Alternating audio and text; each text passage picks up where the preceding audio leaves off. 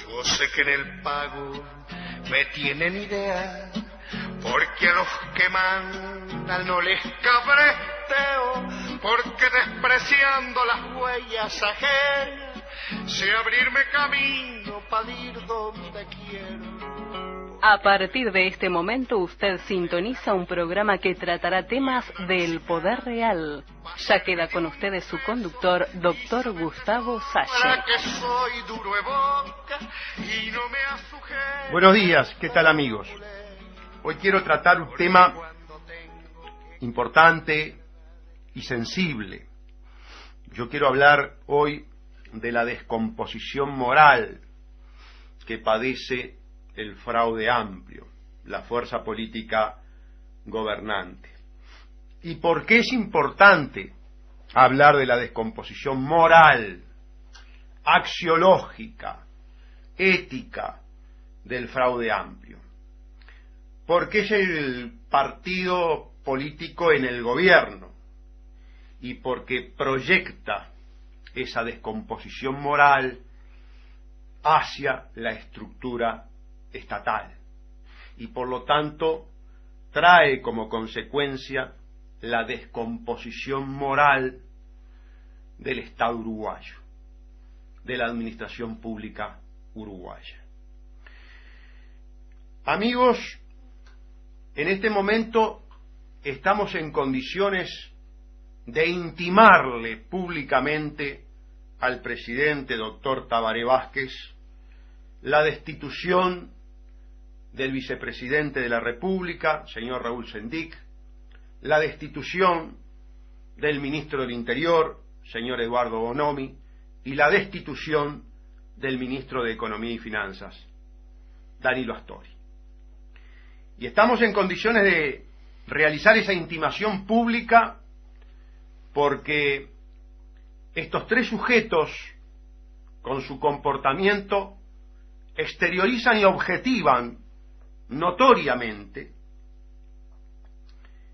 el proceso de descomposición al que hago referencia en el comienzo de esta audición.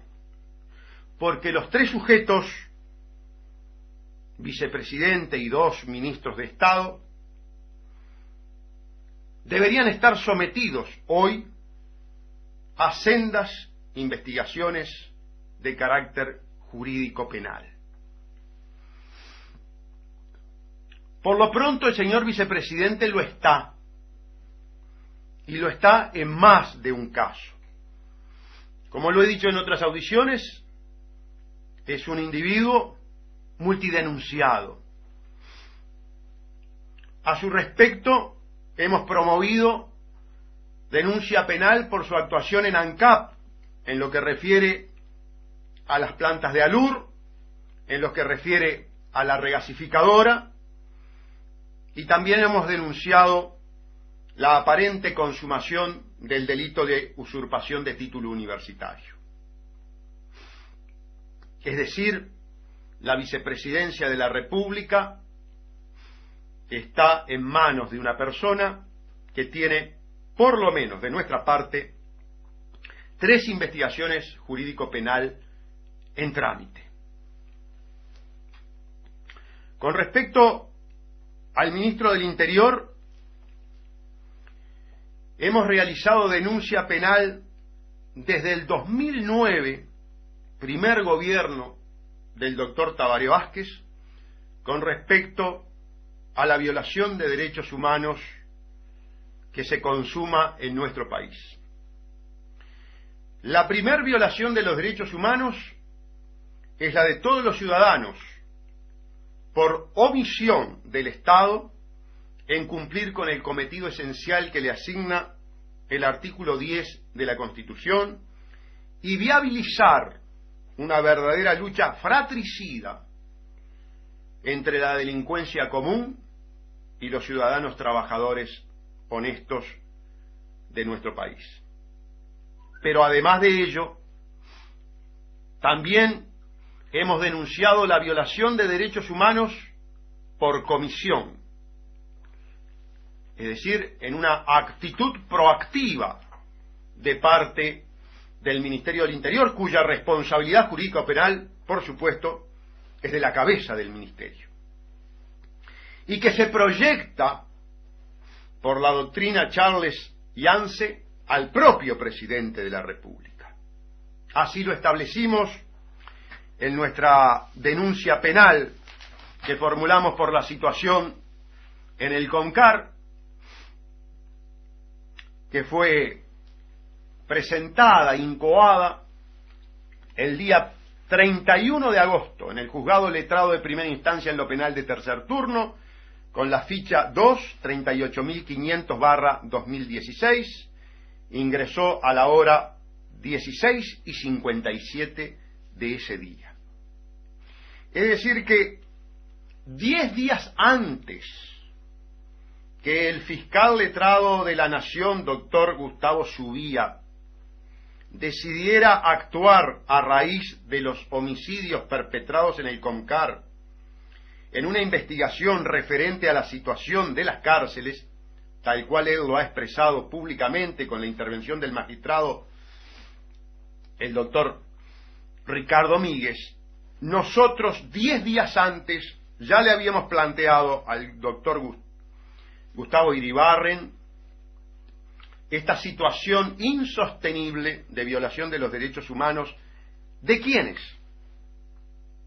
De los policías que tienen la custodia, a quienes se les manda poco menos que a la muerte, y de los propios reclusos, que viven en un campo de batalla permanente, en una tierra de nadie, porque obviamente un guardia para 700 reclusos, y 700 reclusos de esta sociedad que ha generado este gobierno, que más adelante en esta audición lo vamos a analizar. Y finalmente pedimos la destitución del ministro de Economía y Finanzas, no por su pésima gestión, no por tener saqueado, no por tener fundido y no por tener endeudado como nunca en la historia al Uruguay, no por su ineptitud como economista para conducir los destinos de la economía nacional, hecho que está palmariamente de manifiesto al estudiar los datos económicos, los números macroeconómicos del país, no por su transformación de carácter ideológica de aquel Danilo Astori, socialista, estatista, planificador, interventor, regularizador, como lo fue en la década del 70 y 80, a este Danilo Astori absolutamente neoliberal, procapitalista, viabilizador de los intereses de las grandes corporaciones, partidario de las firmas de los contratos de inversión, que son un mecanismo de imperialización, de control, de renuncia a la soberanía y a la república. No por esos elementos. En el caso de Danilo Astori también hablamos y pedimos la destitución del mismo por razones jurídico-penales, por razones morales, porque también el contador Danilo Astori es responsable, muy pero muy destacado, de la descomposición moral del fraude amplio. Permítaseme recordar que en esa fuerza política se han generado muchos de los grandes escándalos de carácter jurídico penales que ha vivido el país. Yo me permito recordarles, amigos, que la primer denuncia por el tema Pluna fue formulada por quien habla, el doctor Gustavo Salle, en el 2007, y denunciábamos al contador Danilo Astori, y denunciábamos a Rossi, y denunciábamos al presidente de la República, porque ya la asociación de Pluna, ente autónomo, Pluna Sociedad Anónima y Leadgate, por los mecanismos ilegales a los cuales habían apelado estos individuos para seleccionar a Lydgate tenía apariencia criminal. Y como sucede muy habitualmente, lamentablemente para el pueblo uruguayo, esta muy reiterada frase del doctor Salle, una vez más, tiene fundamento para ser pronunciada. El tiempo y los hechos nos dieron la razón. El procesamiento, en el caso Pluna, tiene como plataforma fáctica, tiene como hechos con apariencia delictiva, los que nosotros mencionábamos en nuestra denuncia y que acontecieron en el 2007. La actuación del fiscal Subía, 10 días después de nuestra denuncia, también fundamentan esta reiterada frase del doctor Salle. El tiempo y los hechos, también en materia de violación de los derechos humanos, nos dan la razón. Y hoy es tan ostensible, tan flagrante, tan obscena esa violación de los derechos humanos, de los ciudadanos comunes, de la policía y de los reclusos, que el Ministerio Público no tiene más remedio que comenzar una instrucción a su respecto. Y en este momento hay 2 investigaciones penales abiertas. La promovida el 31 de agosto por el doctor Salle, que la tiene el juez Gustavo Iribarren, y la promovida por el fiscal Subía, que la tiene el doctor Ricardo Míguez. Obviamente, esas denuncias refieren a mismos hechos y, por lo tanto, en su momento, por una razón de economía procesal y porque hay un principio de derecho penal que dice que los mismos hechos no pueden ser juzgados 2 veces, tendrán que unirse, ¿verdad? Tendrán que reunirse para que un solo magistrado y un solo fiscal lleven adelante la investigación. Pero queremos hacer hincapié, amigos, en la descomposición moral que se produjo en estos días en el sector del ministro de Economía y Finanzas, Danilo Astori.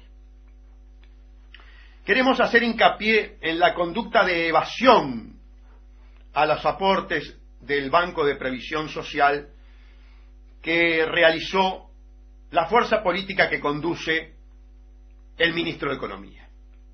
Y en esto quiero ser muy claro. En un país medianamente serio, un ministro de Economía no puede encabezar una fuerza política evasora. Y cuando decimos evasora, decimos lo mínimo que a los ojos de los ciudadanos representa el episodio de la secretaria del señor Orrico. Es más, debería haberse iniciado por la trascendencia institucional una investigación de oficio, vale decir, fiscal y juez de turno, esta semana pasada, deberían haber iniciado una investigación de oficio. ¿Saben por qué? Porque, dadas las diferentes versiones contradictorias y por lo tanto algunas de ellas mendaces, no sabemos en realidad cuál es el acontecer fáctico que pauta este caso. A ciencia cierta no sabemos si la secretaria del señor Orrico estaba o no estaba afiliada al BPS, no sabemos si es o no es jubilada, no sabemos si correspondía o no efectuar las retenciones, no sabemos si esas retenciones se vertían o no en el BPS, y todo lo que tenemos son trascendidos de carácter periodísticos. Pero yo les quiero señalar lo siguiente, amigos. Cuando se producen hechos de esta naturaleza, existe una normativa que, para determinadas situaciones fácticas, editan conductas criminales, conductas delictivas. Así, por ejemplo, el artículo 27 de la Ley 11.496 establece el delito de apropiación indebida para aquel patrono que retiene los aportes de su empleado y no los vierte al BPS. Allí la figura que se tipifica por esta ley específica es el delito de apropiación indebida. Existe otra situación, cuando una persona jubilada le oculta, le miente al Banco de Previsión Social que no está trabajando y pese a su situación de pasividad está trabajando, está activa y está cobrando. Y entonces allí tiene dos formas de ingreso que son excluyentes. Y para ese caso entonces se edita, se establece, se legisla el delito de estafa previsto en el artículo 347 del Código Penal. Y entonces ustedes comprenderán, amigos, que no teniendo claro cuál es la situación real de la funcionaria de Asamblea Uruguay, porque han habido versiones de todo tipo, por ejemplo, la compañera, esposa, señora, yo no sé cuál es en definitiva su situación legal, Claudia Hugo, secretaria del ministro de Economía, obviamente nombrada por él, manifestó que como la señora secretaria de Orrico era jubilada, no se aportaba el BPS. ¿Para qué? Bueno, precisamente para que no se detectara esa situación de incompatibilidad, de conductas excluyentes y que inclusive están contempladas como figuras delictivas. Lo cierto es, amigos, que el ministro Danilo Astori ha perdido total legitimación moral para ser ministro de Economía y Finanzas de nuestro país.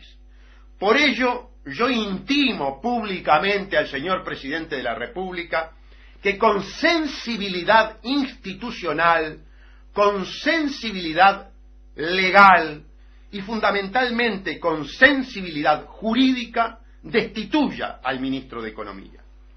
¿Sabe lo que sucede, señor presidente Tabaré Vázquez? La situación económica del país, que, por ejemplo, determina que un 70% de jubilados y pensionistas estén por debajo de los 15.000 pesos mensuales, la situación económica del país, de su gobierno, que determina que más de 1 millón de empleados y obreros estén ganando menos de 25.000 pesos por mes, la situación económica del país en función del modelo que usted acepta aplicar por imposición, naturalmente, del capital foráneo, fundamentalmente de esas agencias criminales que son las calificadoras de riesgo, es tan grave que llevan a que el ministro de Economía permanentemente esté azotando al pueblo uruguayo, castigando al pueblo uruguayo con ajustes fiscales, con sacrificio, con aflicción y con mortificación. Entonces no es moralmente aceptable que un evasor sea quien le transmita al pueblo la necesidad de sacrificio. Y le voy a explicar por qué, señor presidente. Porque a nivel psicosocial, desde el punto de vista psicológico y sociológico, hay un tema fundamental, que es el tema del referente comportamental. ¿Qué es, señor presidente, el referente comportamental? Es el sujeto que ejerce, por diferentes razones, a veces pueden ser jurídicas, como el caso de los funcionarios públicos con poderes, a veces pueden ser razones de carácter emocionales, por sus dotes de liderazgo, que debe llevar adelante una conducta ejemplar para que con su comportamiento personal marque el tipo de comportamiento social que debe observar el conglomerado social. Y entonces el comportamiento ético y moral del evasor Astori, bajo ninguna circunstancia es hoy un referente al cual deba el pueblo seguir. Entonces, señor presidente, la deslegitimación del ministro Danilo Astori conduce ineluctablemente a que sea destituido, por todos estos factores que acabamos de explicar. Amigos, ustedes pueden llegar a otra conclusión, mucho más grave. Si individuos que tienen responsabilidades de gobierno, si individuos que tienen responsabilidades institucionales tan importantes han llegado a este nivel de deslegitimación, si el propio presidente de la República con su conducta está deslegitimado, permítanme aclararle, amigos, que en el episodio ANCAP, en ese saqueo que sufrió el pueblo uruguayo, que luego generó la solicitud de sacrificio al pueblo, efectuada por el propio presidente de la República y efectuada por el ministro Danilo Astori, fue un sacrificio para cubrir un déficit de una actuación con apariencia criminal. Y si tenemos un presidente de la República que lo primero que hace es tratar de cubrir las consecuencias económicas, patrimoniales, de una actuación con apariencia criminal, en lugar de llevar adelante una profunda, leal y transparente investigación con respecto al comportamiento del directorio de ANCAP y del presidente del directorio en particular, va a cubrir efectos que además pueden ser indicios probatorios muy importantes para la investigación criminal en curso, porque ya estaban las denuncias del doctor Salle por regasificadora y ALUR hacía 3 años atrás.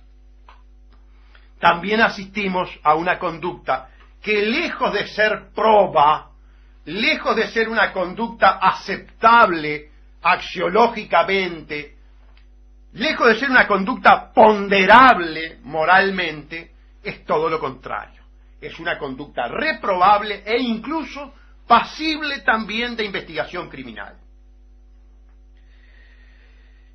Ustedes comprenderán que el panorama que está detallando el doctor Salle es un panorama, como lo dijimos al principio, de una terrible descomposición.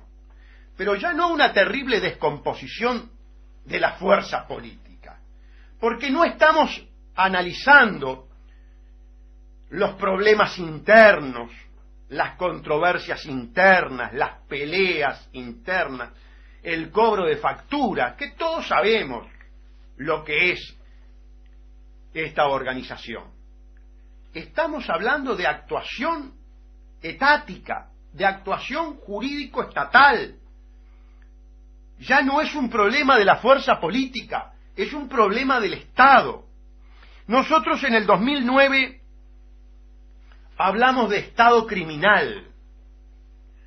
Nosotros hace poco fuimos invitados a desayunos informales en Canal 12, la televisión muy esporádicamente nos invita, pese a nuestro protagonismo jurídico, pese a que muchas cosas que luego son tomadas por otros operadores políticos o jurídicos, el doctor Salle se adelantó varios años.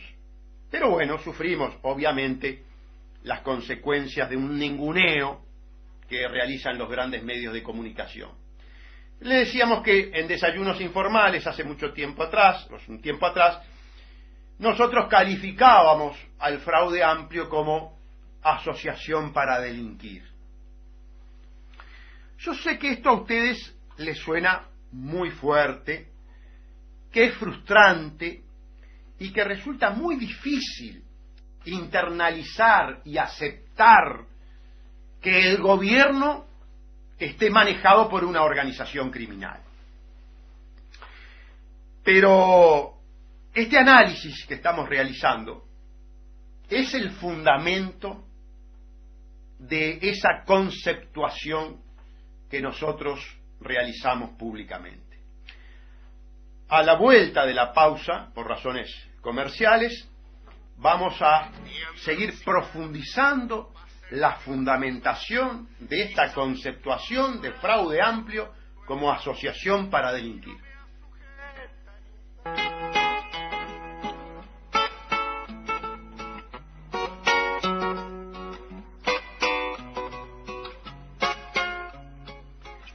Decíamos antes de la pausa, amigos, que nosotros caracterizábamos al fraude amplio como asociación para delinquir. Fuerte la conceptuación, sin lugar a ninguna duda. Yo estoy seguro que esto generará enorme molestia en los dirigentes, en los legisladores, en quienes ocupan cargos importantes de gobierno. Por eso es que estamos dispuestos, por supuesto, a la polémica, ¿verdad?, a la refutación conceptual de esta imputación que realiza el doctor Salle. Pero ustedes adviertan que hay una cantidad de sucesos que se han repetido a lo largo de los 3 gobiernos del fraude amplio que delinean un modus operandi, es decir, no son casos aislados. Hay una repetición de hechos delictivos, otros con apariencia delictiva, y que suceden además en un momento muy especial de la justicia. Y ese es otro aspecto muy importante. Sucede en un momento en que hay un verdadero sojuzgamiento del Poder Judicial respecto del Ministerio Público. Sucede en momentos en que nosotros hablamos de una verdadera maquinaria de impunidad gubernamental fraudeamplista, cuya cabeza está en la inconstitucional Fiscalía General, creada por la ley 19.436. Si no me falla la memoria en materia de números. Es decir, si frente a una justicia que tiene estas características, que está enormemente contaminada por factores de carácter políticos, ¿quieren un ejemplo de contaminación reciente de la actuación del Ministerio Público por directivas políticas? Y es el caso de Amodio Pérez, amigos. Pero desde un primer momento nosotros en nuestra cuenta de Twitter señalamos que el procesamiento de Amodio Pérez iba a ser revocado. Porque el procesamiento de Amodio Pérez respondió a directivas de un fiscal de gobierno, a un fiscal político del fraude amplio como es el doctor Jorge Díaz. Después, por suerte, el Tribunal de Apelaciones pone las cosas en su lugar. Aquí no se trata de valorar la figura de Amodio Pérez. Aquí se trata de valorar un ejemplo de cómo está funcionando la maquinaria judicial de impunidad fraudeamplista o, por el contrario, de punibilidad fraudeamplista. Porque han generado una institución que se ha arrogado la facultad de disponer quién va preso y quién, pese a cometer delitos, está amparado por la impunidad. Y en medio, en el contexto de esta situación del Ministerio Público y de esta situación del Poder Judicial, tenemos una cantidad de repetición de sucesos, unos delictivos y otros con apariencia delictiva. Y siempre están las mismas figuras. Y si no han habido procesamientos, amigos, de esas importantes figuras, es porque siempre ha habido algún mecanismo heterodoxo, extraordinario, raro, por decirlo de alguna manera, que ha interrumpido el curso lógico de lo que debería haber sido la investigación presumarial.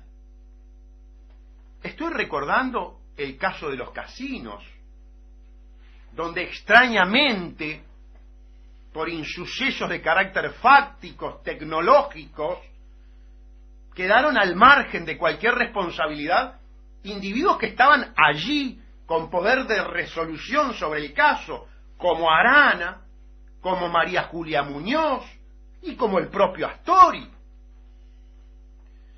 Por esas cosas también quedaron al margen en el procesamiento por Pluna todos los funcionarios públicos y los técnicos en derecho y la gente común tiene que aceptar, como tantas veces lo he dicho en esta audición, que Campiani y sus 4 socios fueron tan inteligentes como para realizar una estafa, es decir, una inducción en error, urdir estratagemas para engañar a toda la jurídica de Pluna, a toda la jurídica del Ministerio de Transporte, a toda la jurídica de la OPP, a toda la jurídica de la Presidencia de la República, a toda la jurídica del Ministerio de Economía y Finanza, al propio Presidente de la República, a los propios ministros. Es creíble, amigos. Pónganse la mano en el corazón. Es creíble que todos estos funcionarios, muchos de ellos muy capacitados abogados al frente de las jurídicas, hayan sido engañados por Campiani. No, amigos, esa no es la realidad. La realidad es que funcionó la maquinaria de impunidad gubernamental y hubo límites a la actuación del fiscal y del juez. El juez y el fiscal sabían que podían procesar hasta determinados individuos, pero que no podían proyectar la responsabilidad ineluctable hacia la esfera pública. ¿Por qué? Y bueno, porque prácticamente defenestraban al gobierno entero, prácticamente era un golpe de Estado, porque tenía que llamarse a nuevas elecciones, porque había una descomposición total del gobierno. Pero que 2 funcionarios, que 2 operadores jurídicos sean conscientes de las limitaciones que el sistema les impone, y en ese sentido quiebro una lanza por ellos, fueron conscientes de que estaban limitados, eso no implica que nosotros, como analistas, llevemos adelante la profundización, la exégesis de lo que sucedió. Y la exégesis de lo que sucedió es precisamente que hubo un parate dado por la maquinaria de impunidad, porque si no iba prácticamente todo el gobierno preso por el tema Pluna. Es decir, se producía la descomposición real del gobierno. Vemos Casino, vemos Pluna, ahora nos trasladamos a Fripur. Ha quedado palmariamente de manifiesto a través de la actuación judicial del juzgado de concurso que el Banco República, como en otros casos con López Mena, dio créditos de naturaleza típicamente políticos, es decir, créditos por amiguismo, obviamente en transgresión clara, notoria, de todo lo que es la normativa bancaria, de lo que es la costumbre bancaria, dando millones de dólares de préstamos a un cliente, a un deudor mal calificado, con garantías absolutamente exiguas con relación al capital prestado. Nosotros denunciamos todo esto en el 2010. Nosotros denunciamos todo esto en el marco de actuaciones con apariencia delictiva de la DINARA, que en aquel momento presidía el actual subsecretario de Defensa, el señor Montiel. Es decir, nosotros en el caso Fripur tenemos también denunciado penalmente al actual subsecretario del Ministerio de Defensa. Vean entonces cómo el tema del comportamiento referencial de los gobernantes en este fraude amplio es caótico, es crítico, es impresentable. Fíjense cuántos actores de primer nivel del gobierno se encuentran denunciados penalmente. Y la denuncia de Fripur, al igual que la denuncia contra Sendik y las denuncias contra Bonomi, están en trámite. Es decir, son funcionarios de primer nivel del gobierno, son referentes comportamentales, son individuos que se presentan al conglomerado social diciendo: ustedes deben seguir mi ejemplo, y el ejemplo de ellos es que están investigados penalmente. Eso es descomposición. Pero cuando usted tiene una reiteración de conductas con apariencia delictiva, ya esto no es un problema puntual. Este es un problema de carácter estructural. Este es un problema de que la propia organización, el propio partido, se ha convertido en delincuencial. Yo voy a seguir enumerando, porque los casos tienen vigencia en el día de hoy. Yo leía la noticia de que el doctor Gonzalo Fernández, multidenunciado por el doctor Gustavo Salle y amparado por la maquinaria de impunidad encabezada por la Fiscalía General Inconstitucional de la Nación. Ustedes recuerden que el doctor Díaz y el doctor Gonzalo Fernández son los que impulsan el código yanqui, son los que traen al país la justicia imperial, esa inmunda justicia clasista, ¿verdad?, de los Estados Unidos para el Uruguay. Leía las noticias de que el doctor Gonzalo Fernández, como defensor de Caloya, por los episodios referentes a Cosmo, el aval dado a todo ese ardid que se armó para el tema del remate de los aviones de Pluna, va a pedir la declaración del señor Mujica. El senador Mujica ya asumió públicamente diciendo: yo soy responsable. Bueno, senador Mujica, usted es responsable de delitos. Lo que no nos explicamos es por qué Mujica va a declarar en calidad de testigo, cuando ya confesó que era el responsable. Pero no me quiero apartar de lo que estaba señalando con respecto al doctor Gonzalo Fernández en su defensa a Caloya. Esta defensa, amigos, es a la persona física Caloya, que actuó perjudicando al Banco República, y a la prueba está que en el concurso no se va a poder recuperar los préstamos que se otorgaron, préstamos para amiguismo, préstamos políticos. La costosa defensa privada que ejerce el doctor Gonzalo Fernández la pagan ustedes, la paga el Banco País, por lo tanto la paga todo el pueblo uruguayo. Nosotros nos presentamos ante la justicia penal a denunciar a los directores que utilizan dinero del pueblo uruguayo para pagar la defensa de un sujeto que perjudicó a esa institución. No tuvimos éxito, fue archivada la denuncia. ¿Ustedes comprenden la perversidad de la situación puntual que estoy describiendo? ¿Ustedes comprenden que el banco perjudicado paga al abogado privado del perjudicador, por decirlo de alguna manera clara? ¿Cómo pueden suceder este tipo de hechos? Solamente pueden suceder con la explicación que reiteradamente damos de la maquinaria de impunidad. Maquinaria de impunidad que nosotros desde el 2006 a la fecha estamos empeñados en hacer ostensible, en visibilizarlas.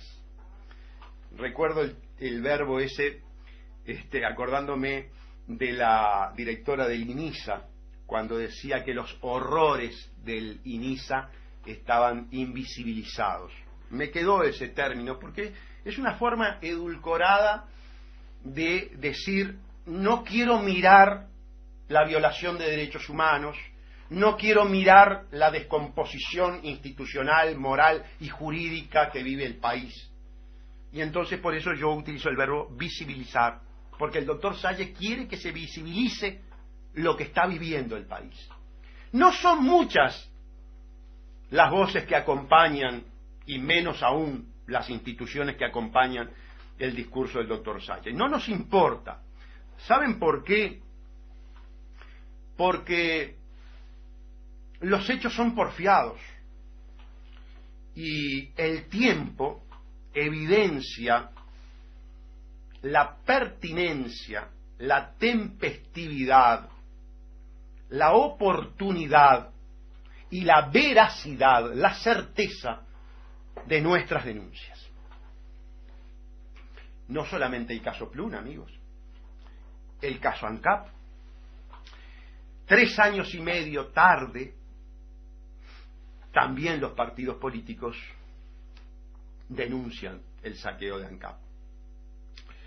10 días más tarde que el doctor Salle, el fiscal Subía también denuncia situaciones con apariencia delictiva en los centros de detención.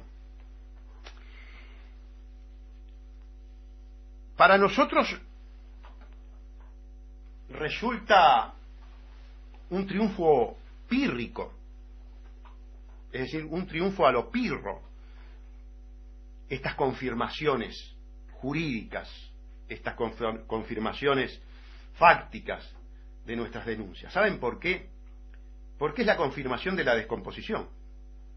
Porque, es decir, tiene razón el doctor Salle en esta descripción, que es una descripción verdaderamente que aflige.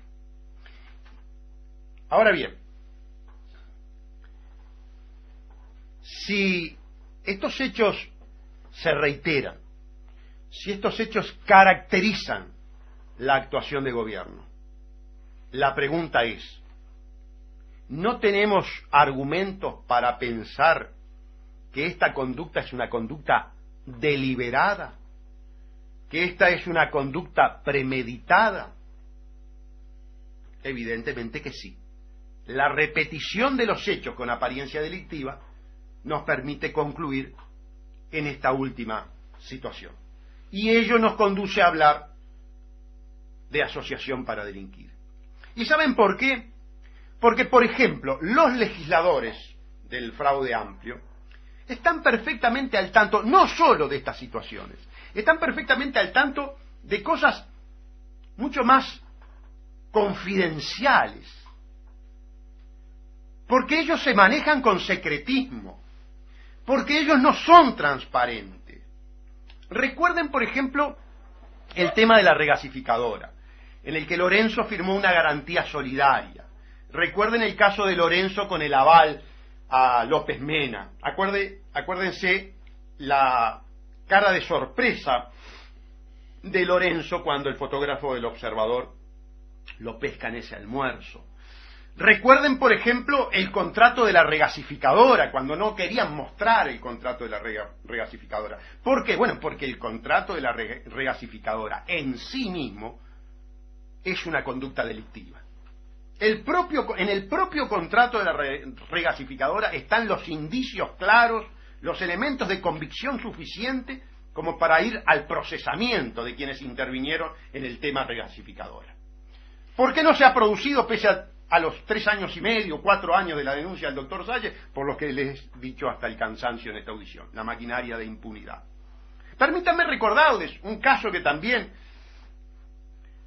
es un caso flagrante, es un caso que en 48 horas debió ser resuelto, y es el caso del intendente Botana, cuando compra una maquinaria con dinero público y la pone a nombre del empresario Álvarez. Y yo no sé si conté en este programa, en esta audición, el caso de la bicicleta, pero sí lo anuncié. Y lo voy a contar para que ustedes puedan apreciar, ponderar el doble rasero de la justicia. Resulta que un muchacho con escaso nivel intelectual empleado de una carnicería, compra en el barrio una hermosa bicicleta con suspensión delantera y freno de disco en las dos ruedas. Una bicicleta del orden de los $1.500, los compra a $6.000. Notoriamente una compra de un efecto de carácter de procedencia ilícita, ¿verdad? Lo que se llama técnicamente producta celeris, producto de un crimen.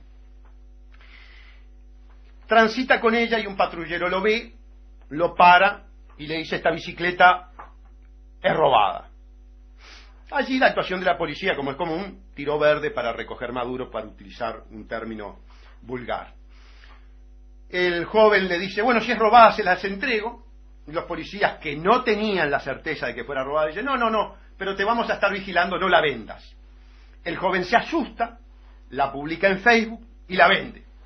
La policía rastrea ese procedimiento, obviamente a través de las redes, las cuales están muy controladas, y lo van a detener. Felizmente la familia, con buen tino, recupera la bicicleta. Cuando recupera la bicicleta, el joven ya es detenido, es llevado al juzgado, me nombran abogado. Yo sabía que la familia tenía la posesión nuevamente de la bicicleta, la había recomprado, y entonces me presento ante la fiscal y la jueza, y les digo, después de la instrucción, ¿verdad? La instrucción venía encaminada hacia el delito de receptación. Le digo: doctora, tengo la bicicleta, les traigo la bicicleta. Recuerdo que en ese momento la jueza me dice: no puede ser, la bicicleta está incautada. Y yo le digo: bueno, yo te traigo la bicicleta. Es más, llego al despacho tuyo en bicicleta. Bueno, hace lo que te parezca, me dice la jueza. La familia me trae la bicicleta, un día muy lluvioso. La subo al cuarto piso, estaba la sala de testigos llena. Me subo en la bicicleta, traje azul, gabardina azul. Los porteros que me conocen de toda la vida, inclusive Sebastián tiene la foto, después la voy a subir al Twitter para que ustedes la vean.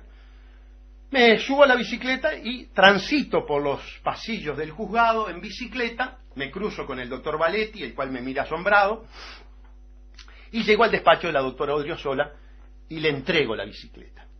Y allí, en un exceso tal vez de optimismo, le planteo que no procese a mi defendido.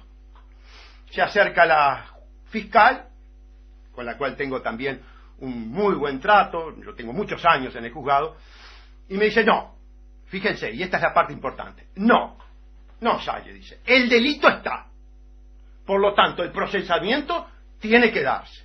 Tú sabes bien que esto tan solo es un atenuante. Y es cierto, y técnicamente tenían razón, y la posición mía no estaba amparada por el derecho. El delito está, la receptación estaba, y yo lo único que estaba haciendo era la restitución, ¿verdad?, del maleficio, o de parte del maleficio, que es un atenuante.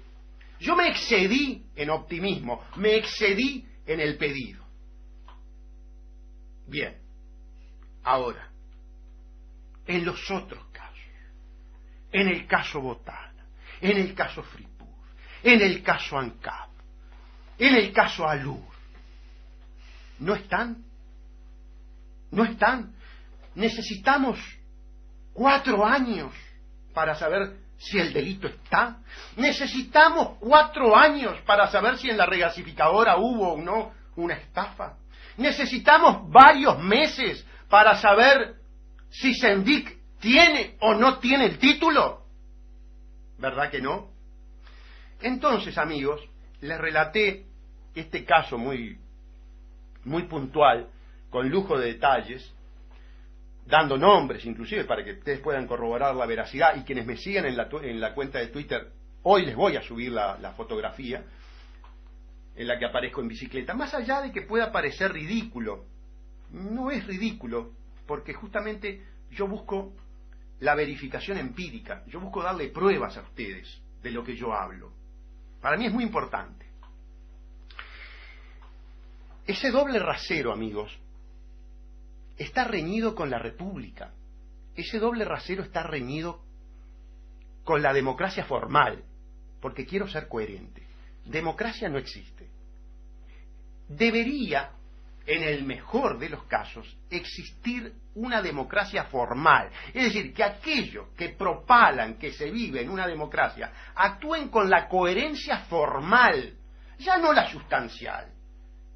¿Cómo vamos a hablar de democracia cuando sabemos perfectamente bien que las pautas económicas, lo más importante de un país, las fijan las agencias calificadoras de riesgo, según está confesado por el propio ministro de Economía, por el propio presidente del Banco Central? ¿Cómo vamos a hablar de soberanía cuando sabemos perfectamente bien de la imposición del gobierno de los Estados Unidos para que el sirio, que es todo un problema, viniera de Venezuela a Uruguay obligado por Estados Unidos? Venezuela se quedaba con el sirio. El problema fue la presión de Estados Unidos. Y así vivimos presionados, y así vivimos gobernados, ¿verdad?, por toda una ingeniería jurídica de presión, como los contratos de inversión, como los tratados de inversión, que nos restan por completo soberanía y posibilidad de hablar de democracia. Pero por lo menos mantener la apariencia. Hemos llegado a una situación tan obscena que ya no importa ni siquiera la apariencia. Es tan grande el sentimiento de soberbia, nos doctorea tanto Astori. ¿Por qué Astori nos puede doctorear? ¿Por qué puede él contextualizar su actividad gubernamental en ese marco de soberbia que lo caracteriza? Porque sabe de la impunidad, sabe que está cubierto por la impunidad. ¿Y sabe por qué nos doctorea? Porque él es consciente que su gobierno, que su política económica ha llevado a una degradación de la educación en el país, una degradación cívica, una degradación cultural. Yo les quería hablar, lástima que el tiempo nos apremia, pero estaría muy interesante poder continuar este análisis para buscar las conexiones de los aspectos sociológicos con los aspectos institucionales. Yo les hablo de degradación de carácter educativa. También les debería hablar de lumpenización, porque cuando usted como gobernante, como profesional universitario, ya munido de herramientas de carácter lógicas, académicas, baja al pueblo, después usted lo puede manejar con soberbia y doctoreándolo, como hace el ministro Astori. Han lumpenizado al país. El país lumpenizado significa que es un país que ha vuelto a situaciones de primitivismo, en donde lo que aflora en los individuos es lo instintivo, es lo emocional y no lo racional. Y por eso la violencia se ha apoderado de los barrios periféricos, de los barrios constituidos por zonas rojas, que antes eran barrios proletarios. Antes eran barrios de obreros conscientes de clase, obreros intelectualizados, pero que han sido absolutamente degradados y llevados a este tipo de situación, que es una situación primitiva, instintiva, y entonces los conflictos se resuelven, bueno, como lo resuelven los animales, a través de la violencia. Y esa degradación es la que le permite entonces al ministro Astori presentarse ante la opinión pública. Y bueno, podemos seguir. Me está informando la dirección de la radio que tenemos unos minutos más, y con todo gusto los vamos a utilizar, y desde ya agradecer a la producción de la radio, porque esto ya es corre por cuenta de la radio, ¿no? Agradecemos y vamos a continuar, amigos, porque es muy importante lo que yo estoy tratando de conectar, por lo menos a juicio mío. Otros podrán decir que no, pero lo que les digo es lo siguiente: tenemos que ir a una pausa, me informa Federico a través de un lenguaje gestual de tipo primitivo, y después volvemos a la visión. Pagando en sancochos de tumbas.